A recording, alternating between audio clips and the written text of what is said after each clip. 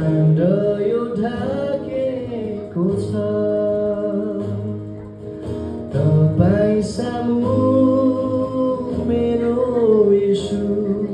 सबै थोक बेमोल छ छैन केही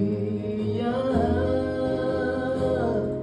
तपाईँसँग दाँच्न सुहाउने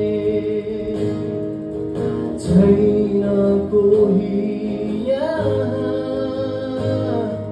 तपाईँको दाँजोमा आउने येशू येशू तपाईँको दाँजोमा आउने